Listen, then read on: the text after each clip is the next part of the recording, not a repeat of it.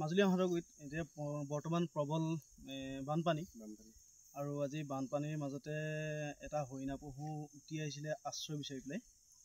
তাৰপিছত আমি কেইজনমান দেখিলোঁ। দেখাৰ পিছত এওঁৰ নাম বসন্ত দত্ত, ভাইটি আছিলে।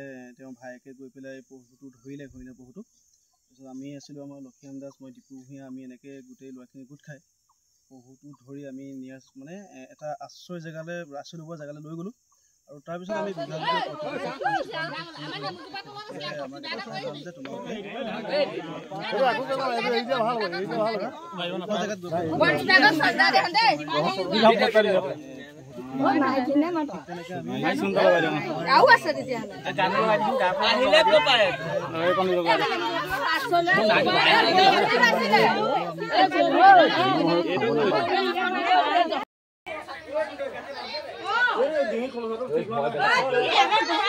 গাছটো ভালকে দিন না, গাছটো ভালকে দিন না।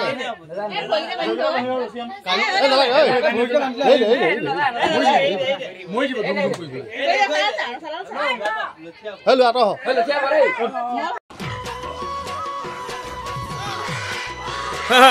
ইহঁতকেইটা ফূৰ্তি দেখিছে।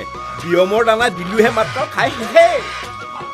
মই খোৱা বিয়মৰ দানা আৰু কম সময়ৰ ভিতৰতে নুদুকা নুদুক আৰু মোৰ পকেটো গৰম। আপোনালোকেও বিয়মৰ দানা খুৱাওক আৰু পকেট গৰম কৰি ৰাখক।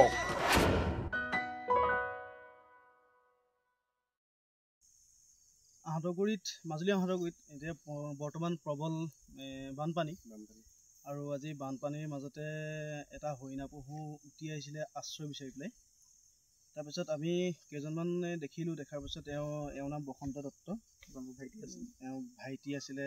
তেওঁ ভায়েকে গৈ পেলাই পহুটো ধৰিলে, হৰিণা পহুটো। তাৰপিছত আমি আছিলোঁ, আমাৰ লক্ষীৰাম দাস, মই দীপু ভূঞা, আমি এনেকৈ গোটেই ল'ৰাখিনি গোট খাই পহুটো ধৰি আমি নিয়াজ এটা আশ্ৰয় জেগালৈ, আশ্ৰয় ল'বৰ জেগালৈ লৈ গ'লোঁ।